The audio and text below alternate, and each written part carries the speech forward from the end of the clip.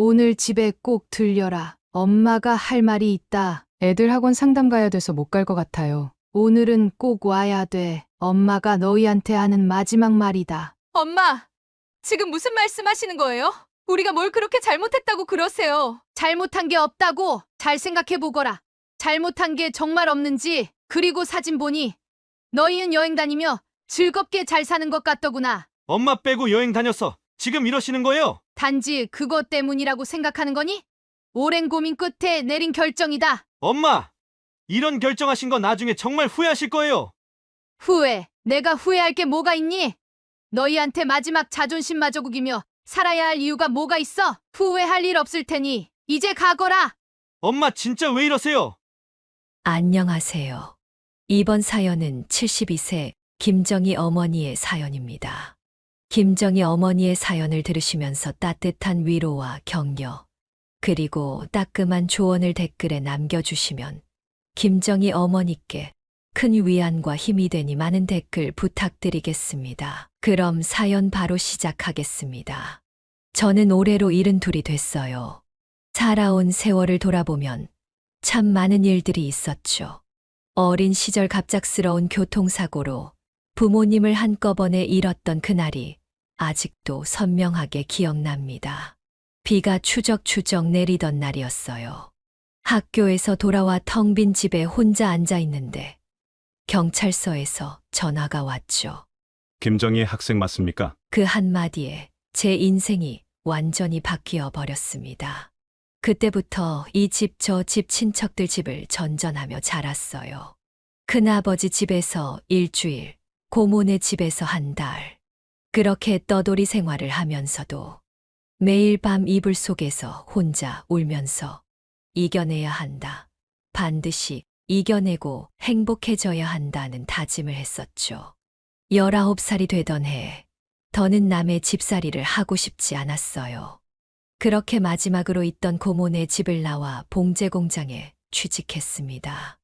처음에는 바늘에 손가락이 찔리고 재봉틀을 다루는 게 너무 서툴러서 반장님한테 얼마나 많이 혼났던지 야, 정희! 이렇게 해서 어떻게 일을 하냐? 매일같이 들리는 반장님의 호통에 눈물도 많이 흘렸어요. 하지만 그때 만난 영숙이는 제게 은인이나 다름없었습니다. 정이야.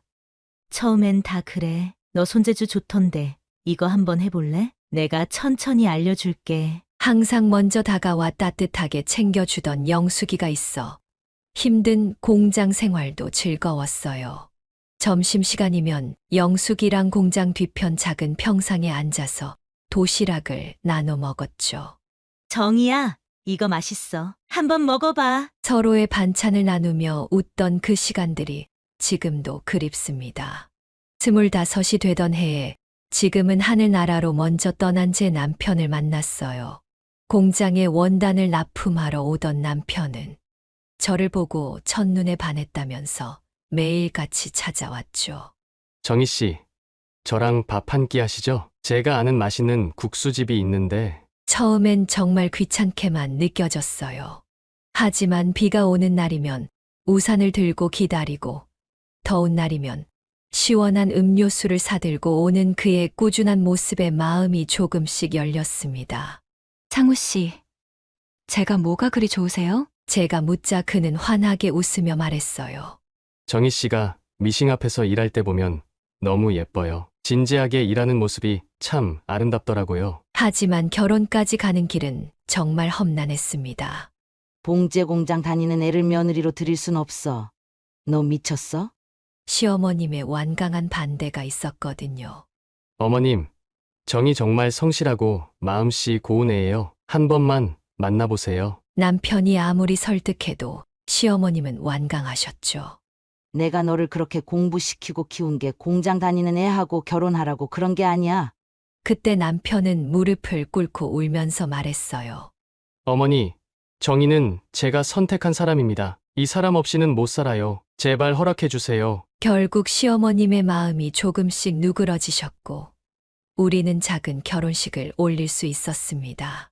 결혼하고 1년 뒤에 첫째 준석이를 낳았어요. 여보, 우리 아들이에요. 예쁘죠? 처음 아이를 안았을 때 그 떨림이 아직도 생생합니다. 3년 뒤에는 미란이가 태어났고 우리 가정은 더욱 화목해졌어요. 아이들 교육에는 모든 걸 쏟아부었죠. 야근하고 돌아와서도 아이들 숙제를 봐주고 주말엔 도서관에 데려갔죠. 엄마, 나 오늘 시험 만점 받았어. 이렇게 아이들이 좋은 성적을 받아올 때마다 온갖 고생도 눈 녹듯이 사라졌습니다. 준석이가 서울대 합격 소식을 들고 왔을 때는 얼마나 기뻤던지. 엄마, 제가 해냈어요. 아들이 달려와 안기던 그 순간을 잊을 수가 없어요. 미란이도 연세대에 합격했죠. 두 아이 모두 명문대에 들어가고 졸업할 때는 가슴이 터질 것 같았습니다. 시어머님도 그때는 저를 완전히 인정해 주셨어요. 정희야, 내가 우리 집안의 자랑이다. 고생했어.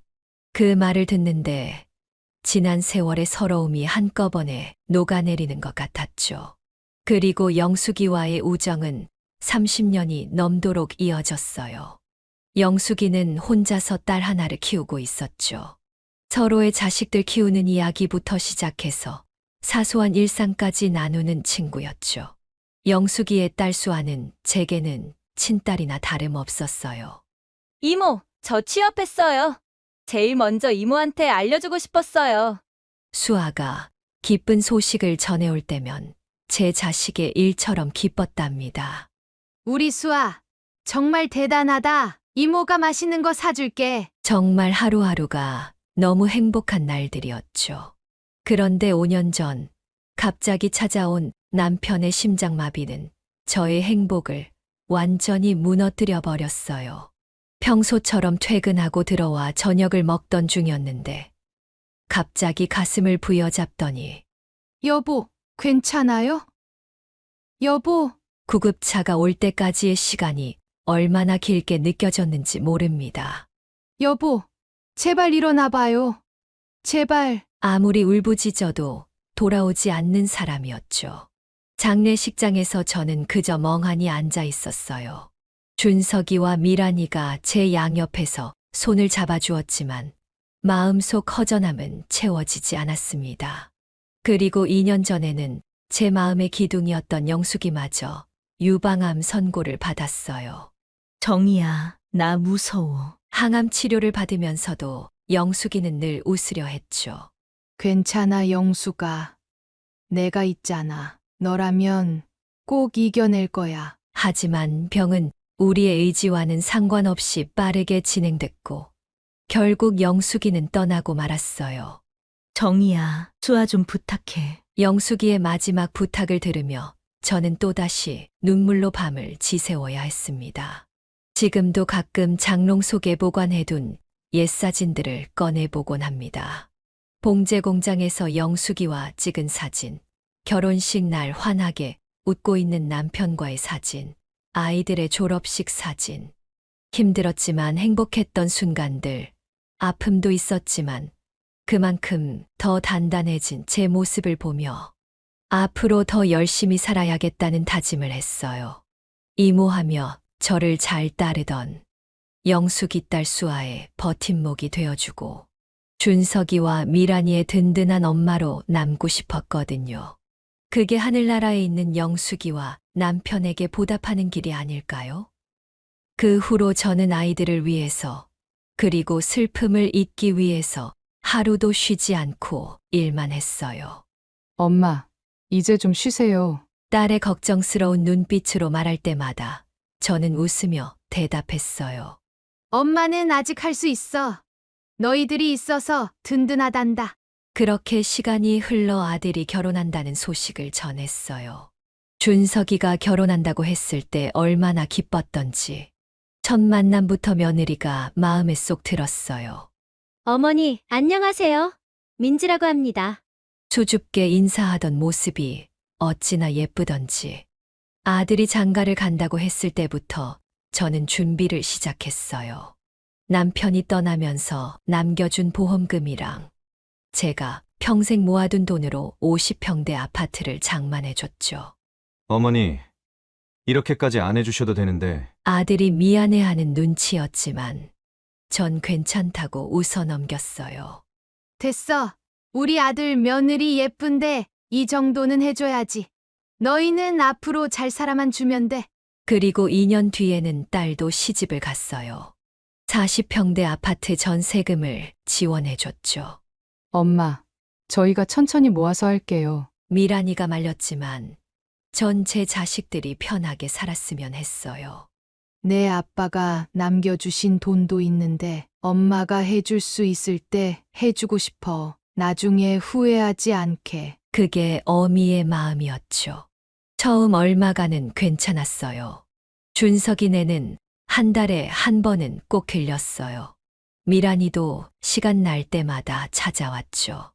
어머니, 저희가 주말에 찾아뵐게요. 그렇게 연락이 오면 그 주는 장을 보느라 분주했어요. 아들이 좋아하는 갈비찜, 며느리가 좋아하는 호박전, 미란이가 좋아하는 낙지볶음.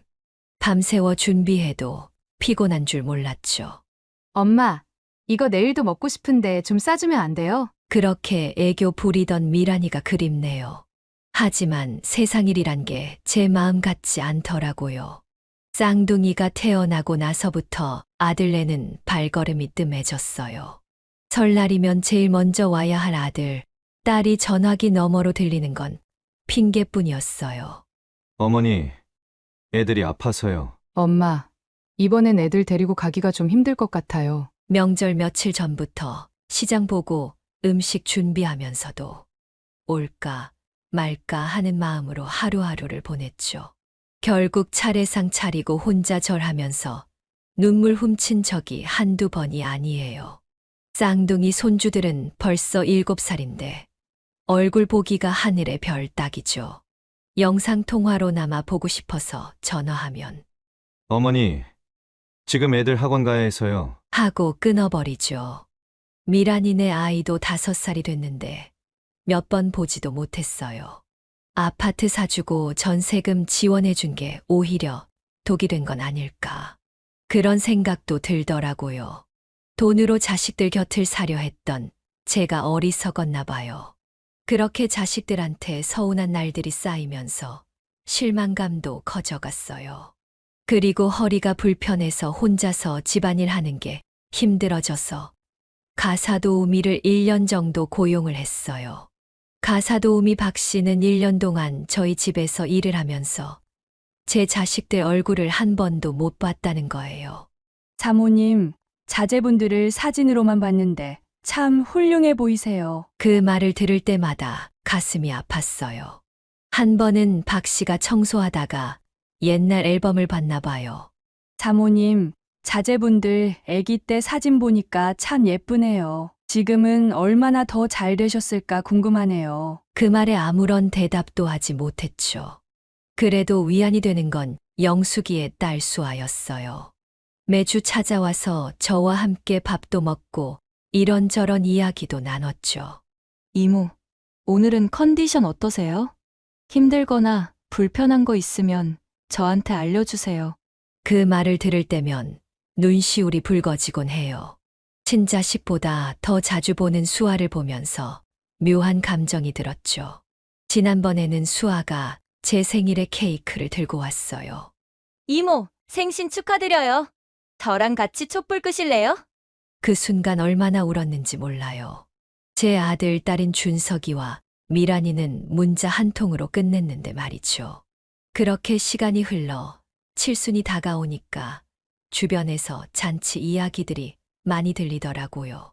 정이야, 너는 잔치 어떻게 할 거야? 아들, 며느리가 크게 해준다며? 친구들이 물어볼 때마다 괜히 웃으며 넘겼어요. 솔직히 말도 못 꺼내봤거든요. 그러다 용기를 내서 준석이한테 물어봤죠. 준석아, 엄마 곧 칠순인데. 떨리는 마음으로 꺼낸 말에 돌아온 건 싸늘한 대답뿐이었어요. 그냥 평소처럼 보내면 되죠 뭐. 요즘 누가 잔치까지 해요. 어머니도 이제 그런 거 신경 쓰지 마세요. 하지만 친구들 모임에 가면 다들 자식 자랑으로 신경을 안 쓸 수가 없었어요.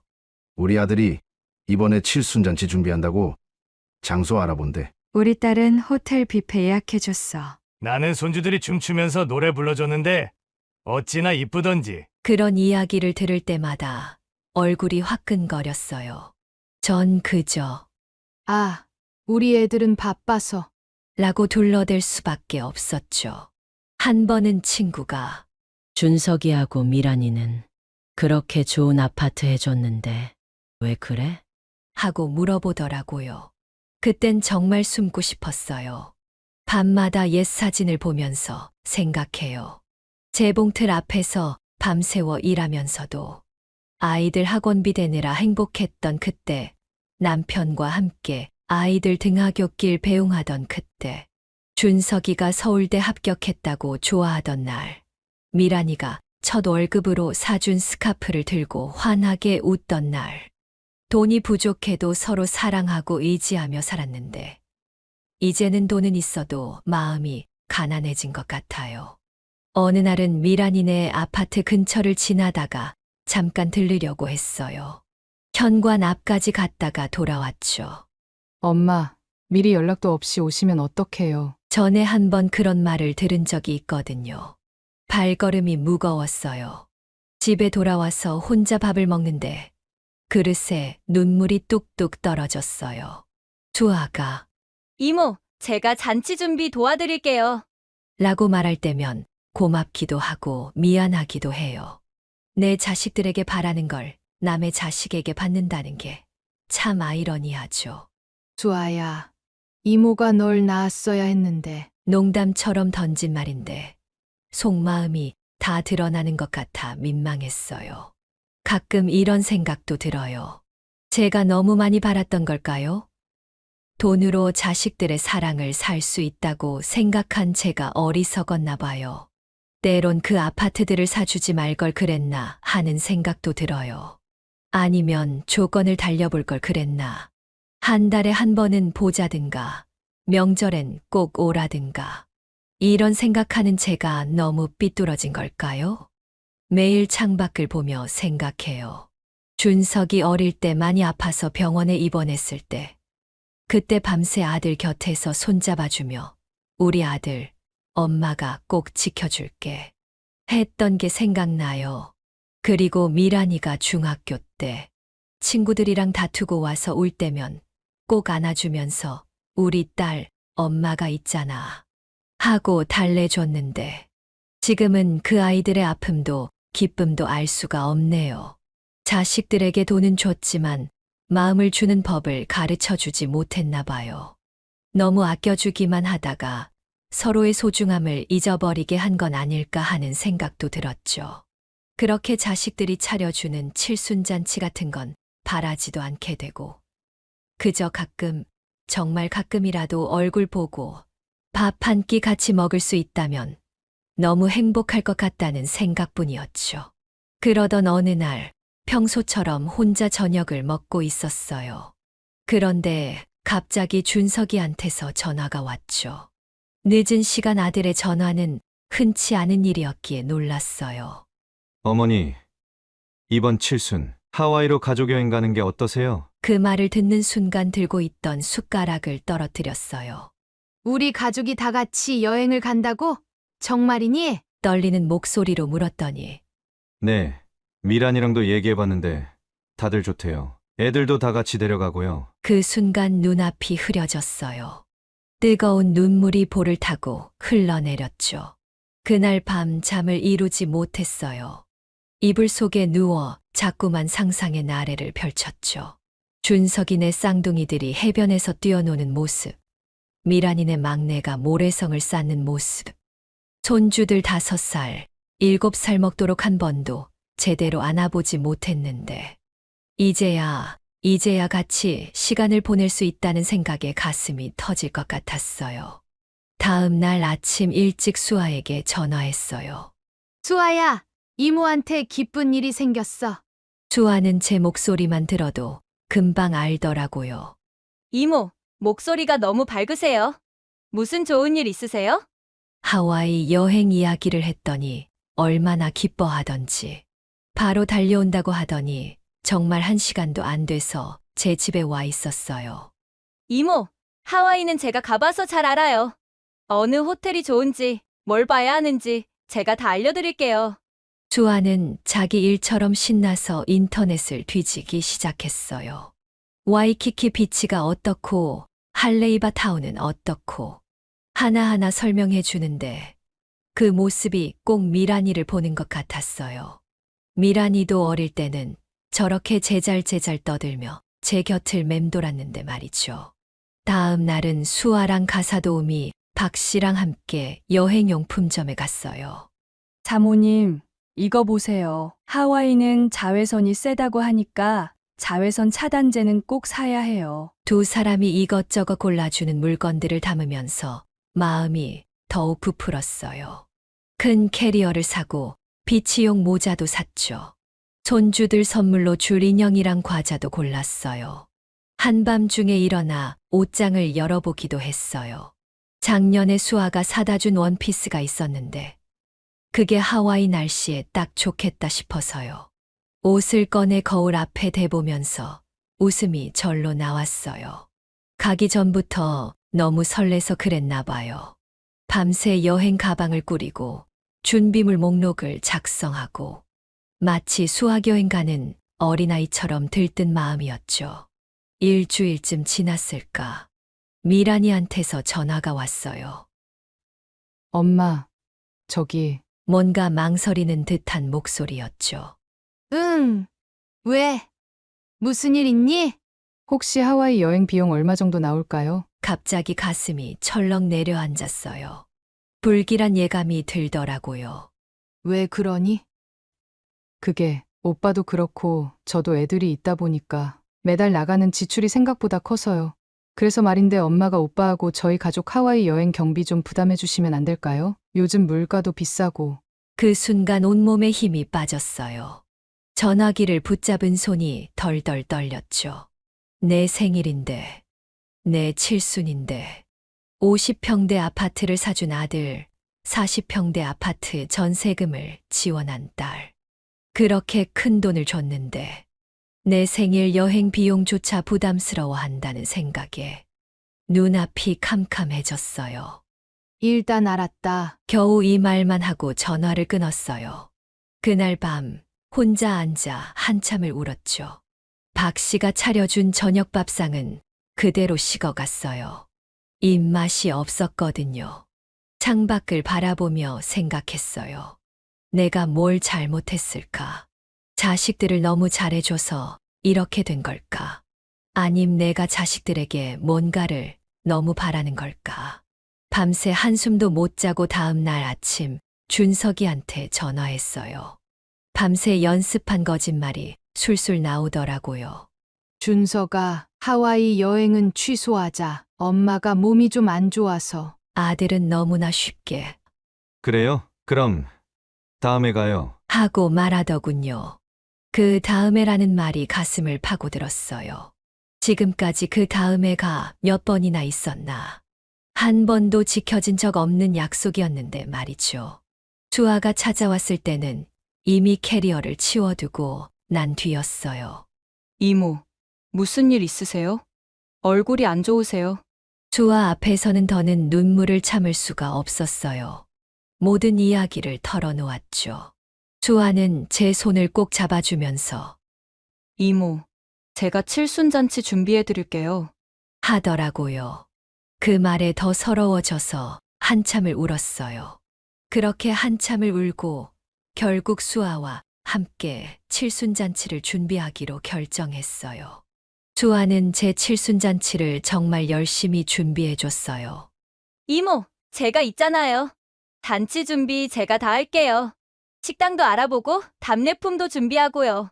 수아는 제 딸보다 더 딸 같았어요. 이모, 이 호텔 뷔페가 좋대요. 가격도 적당하고 주차장도 넓어서 손님들 주차도 편할 것 같아요. 수아 덕분에 조금씩 마음을 다잡을 수 있었죠. 칠순잔치 초대장을 쓰면서도 한참을 망설였어요. 자식들 이름을 넣을까 말까. 결국 넣지 않기로 했죠. 어차피 오지도 않을 테니까요. 그래도 혹시나 하는 마음에 애들 자리는 비워뒀고 초대장을 문자로 보냈죠. 이모, 초대장 보냈으니 언니 오빠 꼭 올 거예요. 너무 걱정하지 마세요. 하면서 위로해 주는데 그 말이 더 가슴 아프더라고요. 칠순잔치 당일 새벽부터 눈이 떠졌어요. 시계를 보니 4시도 채 안 됐더라고요. 잠을 더 자려고 해도 가슴이 두근거려서 잠이 오질 않았죠. 이불을 걷어내고 조용히 일어나 거실로 나왔어요. 어둠 속에서 장롱을 열어 한복을 꺼내 걸어두었죠. 창가에 서서 밖을 내다보는데 아직 어둠에 잠긴 거리가 제 마음처럼 적막해 보였어요. 새벽 5시. 떨리는 손으로 휴대폰을 집었어요. 준석이 번호에 손가락이 멈칫했다가 이내 내려놓았죠. 또 상처받고 싶지 않아. 혼잣말로 중얼거렸어요. 미란이한테도 전화하고 싶은 마음을 꾹 눌렀죠. 어제까지만 해도 혹시나 하는 마음이 있었는데 이제는 그마저도 사치인 것 같았어요. 7시가 되자 수아가 도착했어요. 이모, 오늘은 공주님처럼 꾸며드릴 거예요. 밝은 목소리로 인사하는 수아를 보니 마음이 한결 가벼워졌죠. 화장대 앞에 앉아 있는데 수아가 정성스레 화장을 시작하더라고요. 이모, 눈 좀 감으세요. 아이섀도우 해드릴게요. 수아의 부드러운 손길이 눈가에 닿을 때마다 마음이 찡했어요. 이모, 이제 눈 떠보세요. 거울을 보는 순간 눈물이 핑 돌았어요. 어머, 이모 우시면 안 돼요. 화장 다 번져요. 수아가 재빨리 티슈를 가져다 주며 눈가를 닦아주었죠. 미안해. 이모가 자꾸 울어서. 괜찮아요. 다시 해드릴게요. 수아는 또다시 꼼꼼하게 화장을 고쳐주었어요. 한복을 입고 거울 앞에 섰을 때는 마치 예전에 제가 된 것만 같았어요. 연보랏빛 치마 저고리가 참 고왔죠. 정말 고우세요. 마치 궁중 드라마에 나오는 중전마마 같아요. 수아의 말에 피식 웃음이 났어요. 영숙이가 살아있었다면 오늘 이 자리에 같이 있었을 텐데. 이런 생각을 하니 또다시 눈시울이 붉어졌어요. 칠순잔치가 열리는 호텔 뷔페에 도착하자마자 분주해졌어요. 가사도우미 박 씨가 먼저 와서 음식이랑 손님들 드릴 답례품 준비를 다 해놓았더라고요. 사모님, 걱정 마세요. 제가 다 챙겨놨어요. 박 씨의 말에 안도의 한숨이 나왔죠. 손님들이 하나둘 오시기 시작하면서 입구 쪽으로 자꾸 시선이 갔어요. 문이 열릴 때마다 혹시나 하는 마음에 고개가 절로 돌아갔죠. 어머, 청이야. 오늘 너무 곱고 이쁘다. 아들, 며느리는 아직 안 왔어? 친구들이 물을 때마다 가슴이 콕콕 쑤셨어요. 애들이 좀 바빠서. 이 말을 몇 번이나 반복했는지 모르겠어요. 다른 친구는 손주들은? 하고 물어볼 때는 목에서 말이 나오지 않아 그저 웃음으로 얼버무릴 수밖에 없었죠. 보통 칠순잔치에서는 자식들의 축하 영상이나 편지 낭독이 있다고 하던데 우리 잔치는 그런 것 하나 없이 밍밍했어요. 옆자리에 앉은 친구가 정이야, 우리 아들이 편지 읽어줄 때 얼마나 울었는지 몰라. 하는 말에 가슴이 찢어지는 것 같았어요. 저도 그런 날이 올 거라고 믿었는데 말이죠. 그때 수아가 갑자기 일어나더니 마이크를 잡았어요. 안녕하세요. 저는 오늘의 주인공이신 이모님을 30년 넘게 지켜본 조카입니다. 수아의 목소리가 떨리고 있었죠. 이모님은 저에게 친어머니 같은 분이세요. 제가 힘들 때마다 따뜻하게 안아주시고 삶의 지혜를 가르쳐 주셨죠. 저희 온기이자 빛이신 분입니다. 수아의 즉석 축사를 듣는데 눈물이 멈추지 않았어요. 이모님께서는 늘 남을 위해 사셨어요. 자식들을 위해, 가족을 위해, 또 저 같은 조카를 위해서도. 이제는 이모님 자신을 위해 행복한 시간을 보내셨으면 좋겠어요. 오늘이 그 시작이 되길 바랍니다. 피 한 방울 섞이지 않은 수아가 이토록 마음을 쓰는데 내 피부치들은 왜 이럴까? 그 생각에 가슴이 무너져 내렸어요. 잔치가 끝나갈 무렵 아들, 딸의 연락이 와 있지 않을까 해서 핸드폰을 켜고 SNS를 확인했어요. 그런데 딸 미란이의 SNS 프로필 사진이 바뀌어 있더라고요. 준석이네 가족과 하와이에서 찍은 사진이더라고요. 순간 믿기지 않아 사진을 보고 한참을 멍하게 앉아 있었어요. 하와이는 비싸서 돈이 부담된다면서 저보고 여행 경비를 부담하라던 자식들이 자기들끼리는 여행을 다녀왔더라고요. 배신감이 온몸을 휘감았어요. 그때 옆에서 같이 사진을 본 박 씨가 물을 가져다 주며 사모님, 너무 마음 쓰지 마세요. 이렇게 위로의 말을 해주는데 그 말이 오히려 더 서럽더라고요. 이틀 뒤 미란이한테서 전화가 왔어요. 엄마, 그날따라 전화기 너머로 들리는 딸의 목소리가 왜 이리 가시처럼 들리는지 우리 애 학원비가 너무 비싸서 그러는데 좀 도와주실 수 있어요? 순간 속에서 뜨거운 것이 올라왔어요. 너 준석이네 하고 하와이 여행 갔다 왔다면서? 제 목소리가 떨리고 있었죠. 엄마 그걸 어떻게? 칠순잔치에는 안 오고 돈 달라는 전화는 하고 내가 너희를 어떻게 키웠는데. 엄마, 그게 준석 오빠 회사에서 지원해줘서. 변명하는 말이 이어졌지만 더는 듣고 싶지 않았어요. 됐다. 이제 알겠다. 너희한테 내가 뭔지. 전화를 끊고 소파에 쓰러지듯 앉았어요. 50평대 아파트, 40평대 아파트 전세금. 그렇게 큰 돈을 줘놓고도 이제는 애들 학원비까지 달라고 하니 한숨만 나오더라고요. 그날 밤 오래된 사진첩을 하나하나 꺼내봤어요. 준석이 돌잔치 때 찍은 사진, 미란이 초등학교 입학식 날 사진, 남편과 함께 찍은 가족 사진. 한 장 한 장 넘기면서 생각했어요.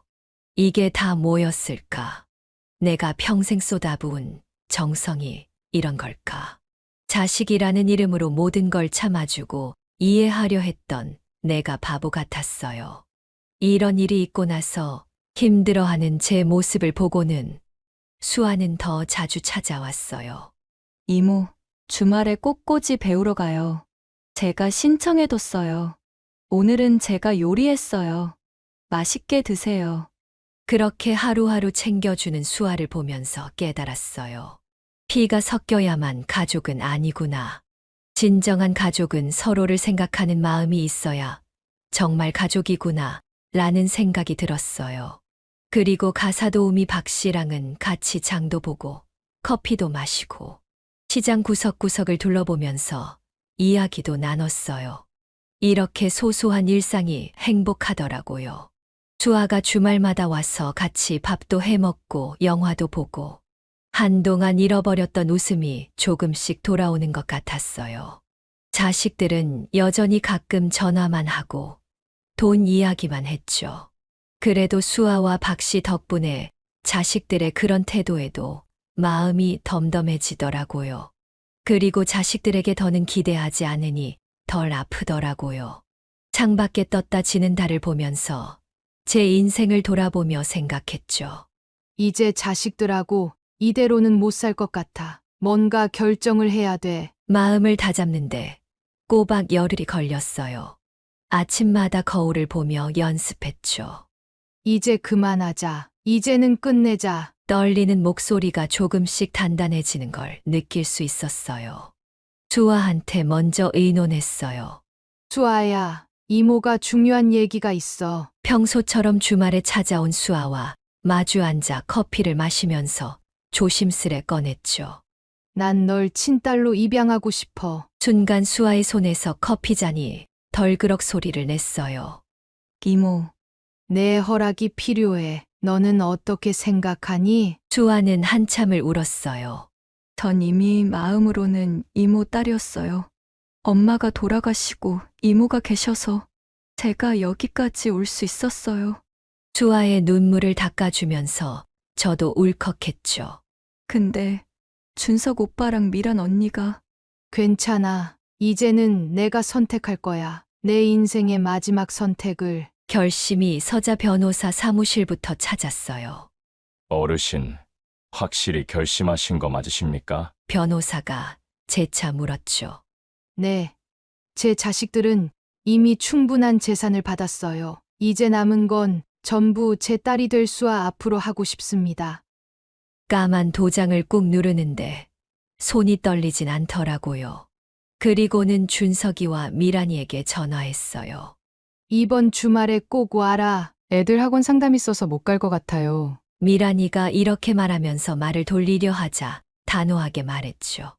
마지막이다. 이번이 정말 마지막이니까 꼭 와라. 제 목소리에 담긴 단단함이 낯설게 느껴졌어요. 토요일 오후 2시 거실 시계 소리가 유난히 크게 들리던 그 순간이 아직도 생생해요. 준석이 부부가 먼저 왔고 곧이어 미란이네도 도착했죠. 애들은 어쩌고 왔니? 묻는 제 말에 시어머니께 맡기고 왔어요. 라고 하는데 괜히 쓴웃음이 나더라고요. 내가 칠순잔치 때는 오지도 않더니. 앉아라. 소파에 마주 앉은 자식들을 보니 갑자기 옛날 생각이 나더라고요. 준석이가 서울대 합격했다고 좋아하던 날, 미란이가 첫 월급으로 선물 사왔던 날. 그때는 우리가 진짜 가족이었는데 눈시울이 붉어지려는 걸 꾹 참았어요. 우선 너희들 하와이 여행은 재미있었니? 제가 던진 말에 거실이 순식간에 얼어붙었어요. 준석이와 미란이의 얼굴이 하얗게 변하는 게 보였죠. 어머니, 그게 준석이의 말을 자르고 차분히 말을 이었어요. 그동안 명절이나 내 생일에는 못 온다고 거짓말하면서 너희들끼리는 참 잘 놀러 다녔더구나. 어머니, 이 말씀하시려고 저희를 부르신 거예요? 며느리가 끼어들었어요. 목소리에 날이 서려 있더라고요. 아니, 할 말이 더 있다. 천천히 서류 봉투를 꺼냈어요. 이게 뭔지 알아? 변호사 사무실에서 준비한 서류야. 너희한테 줄 재산은 이제 없어. 50평대 아파트, 40평대 전세금으로 너희 몫은 충분히 줬다. 엄마, 무슨 소리 하시는 거예요? 미란이가 소리를 지르려는데 손을 들어 제지했어요. 아직 끝나지 않았어. 더 중요한 얘기가 있어. 깊게 숨을 들이쉬고 내뱉었죠. 난 수아를 법적으로 딸로 입양하기로 했다. 그리고 남은 재산은 모두 수아에게 상속하기로 했어. 순간 준석이가 벌떡 일어나 탁자를 내리쳤어요. 엄마! 제정신이세요? 피 한 방울 안 섞인 남한테 조용히 하고 내 말부터 들어. 제가 소리를 질렀어요. 평생 처음으로 자식에게 소리를 지른 것 같았어요. 그 피 한 방울 안 섞인 애가 너희보다 100배, 1000배 더 자식 노릇했어. 내 생일에 너희는 어디 있었어? 명절에는? 그리고 허리 수술하고 입원해 있을 때 간호한 게 누군데? 너희는 그때도 없었어. 항상 수아가 옆에 있었지. 미란이가 수아를 노려보며 도끼를 품었어요. 전현이 엄마를 뭘로 만든 거야? 재산 노리고 일부러 접근한 거 아니야? 말이 채 끝나기도 전에 제 손이 미란이의 뺨을 향해 날아갔어요. 거실에 찰싹 소리가 울렸죠. 내가 너희를 이렇게 키웠니? 남 욕하고 돈만 밝히는 사람으로? 그렇게 한바탕 소동이 끝나고 준석이 부부와 미란이 부부가 자리를 박차고 일어났어요. 어머니, 나중에 후회하실 겁니다. 며느리의 차가운 말이 날카로운 칼처럼 날아왔죠. 후회. 내가 후회할 게 뭐가 있니? 너희한테 마지막 자존심마저 구기며 살아야 할 이유가 뭐가 있어? 엄마, 정말 이제 우리가 엄마 자식이 아니라는 거예요? 미란이의 떨리는 목소리에 잠시 망설여졌어요. 하지만 그동안 저한테 거짓말하고 여행 다니며 찍은 사진들과 돈 필요할 때만 연락하는 모습들이 떠올랐어요. 그러니 정이 확 떨어졌죠. 그래. 이제 너희는 내 자식이 아니야. 너희도 이제 나 같은 늙은이 신경 쓰지 말고 여행도 거짓말하면서 다니지 말고 편하게 살 거라. 이제 정말 끝이다. 문이 쾅 하고 닫혔어요. 그제야 참았던 눈물이 폭포수처럼 쏟아졌죠. 수아가 저를 꼭 안아주었어요. 제가 앞으로 정말 잘할게요. 그 말에 더 서럽게 울었어요. 그렇게 자식들에게 통보를 하고 다음 날부터 정신없이 바빴어요. 새 집을 알아보고 이사 준비를 하고 수아가 일일이 발로 뛰어다니며 도와줬죠. 엄마, 여기 좋아요. 햇빛도 잘 들고 공원도 가까워요. 수아가 추천해준 아파트는 정말 제 마음에 쏙 들더라고요. 베란다에 작은 텃밭도 만들 수 있었어요. 전화번호도 바꾸고 주소도 바꾸고 모든 걸 새로 시작했어요. 며칠 동안 준석이와 미란이가 소란을 피우지 않을까 걱정했는데 의외로 조용했어요. 아마도 재산 상속 배제라는 게 그들에게는 큰 충격이었나 봐요. 돈, 결국 돈이었던 거죠. 그렇게 시간이 흘러 6개월이 지났을까. 법원에서 연락이 왔어요. 입양이 최종 승인됐다고. 수아와 함께 법원에 가서 서류를 봤는데 가슴이 터질 것 같더라고요. 이제 진짜 내 딸이야, 수아야. 수아가 눈물을 글썽였어요. 그 순간만큼은 제가 이 세상에서 제일 부자가 된 것 같았어요. 새 집으로 이사하고 한 달쯤 지났을까. 어느 날 수아가 들뜬 목소리로 전화를 했어요. 엄마, 저 결혼할 것 같아요. 그 말을 듣는 순간 온몸에 전율이 흘렀어요. 결혼식 준비하면서 매일이 행복했어요. 드레스 고르러 다니고 예물 고르러 다니고. 엄마, 이 드레스 어때요? 수아가 웨딩드레스를 입고 나왔을 때는 눈물이 날 것 같더라고요. 결혼식 날 혼주 단상에 섰을 때가 아직도 생생해요. 신부 측 어머니 김정희. 그 소개를 들으면서 가슴이 벅차올랐어요. 하객들이 신부 어머님이 참 고우시다. 라고 하는 소리가 들렸는데 그때가 제 인생에서 가장 자랑스러운 순간이었던 것 같아요. 수아가 사위와 함께 촛불을 켤 때, 꽃다발을 던질 때, 순간순간이 다 눈물겹도록 소중했어요. 이게 진짜 엄마의 마음이구나. 피보다 더 진한 게 있다는 걸 그때 깨달았죠. 1년이 지나고 수아가 임신 소식을 전해왔을 때는 정말 날아갈 것 같더라고요. 엄마, 이제 할머니 되시는 거예요. 그 말 한마디가 그렇게 달게 들릴 줄은 몰랐어요. 병원에 같이 가서 초음파 사진 볼 때는 또 울었어요. 작은 콩알 같은 우리 손주.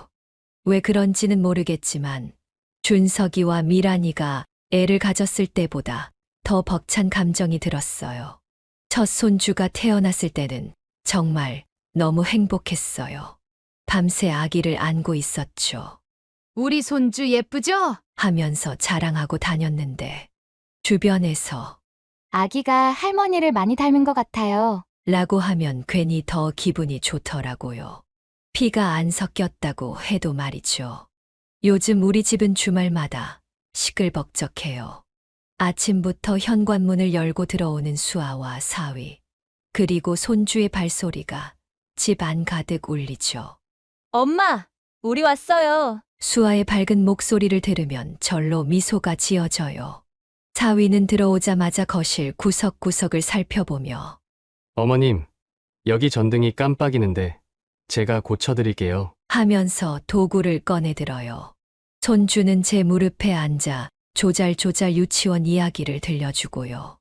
누가 봐도 우리는 평범한 가족이에요. 피가 섞이지 않았다는 게 믿기지 않을 만큼 자연스러운 모습이죠. 작은 손주가 우리 할머니가 최고예요. 이렇게 이야기할 때면 혈연이란 게 얼마나 무의미한 것인지 다시 한번 깨닫게 돼요. 진정한 가족은 서로를 위하는 마음, 그 따뜻한 정이 이어주는 거더라고요. 저녁이면 다 같이 둘러앉아 밥을 먹어요. 수아가 끓인 된장찌개 냄새가 부엌에서 솔솔 퍼지고 사위는 상을 차리고 손주는 수저를 놓으며 돕죠. 엄마, 이거 맛이 어때요? 엄마한테 배운 대로 했는데. 수아가 걱정스레 물으면 우리 딸이 이제 제법이네.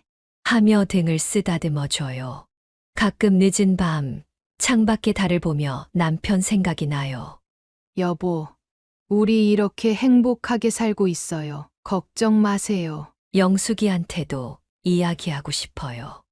영수가 내가 남겨준 선물이 이렇게 크네. 수아가 있어서 난 정말 행복해. 그들이 하늘에서 지켜보고 있다면 분명 흐뭇해 할 거예요.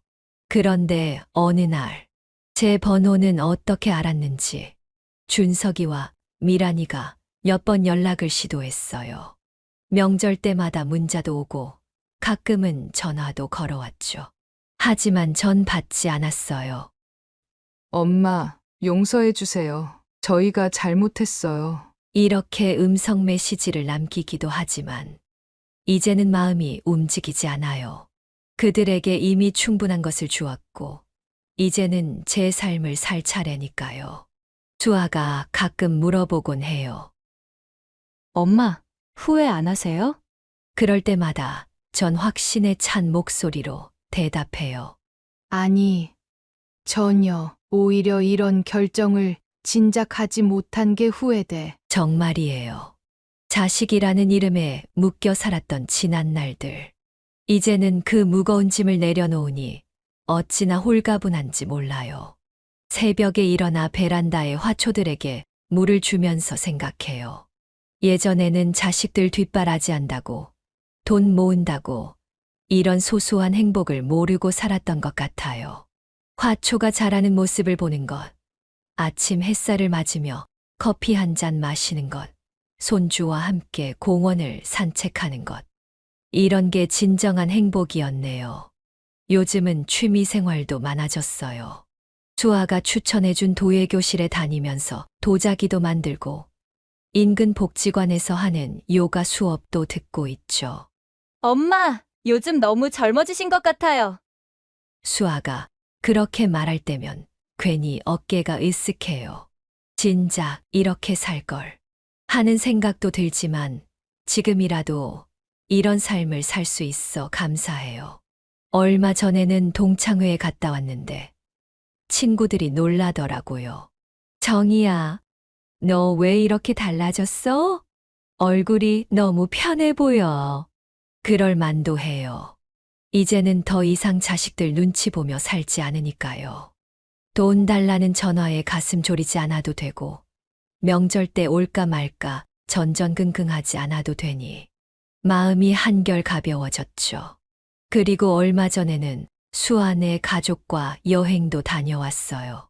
제주도에 가서 손주와 함께 바닷가를 걸으며 조개도 줍고 한라산 둘레길도 걸었죠.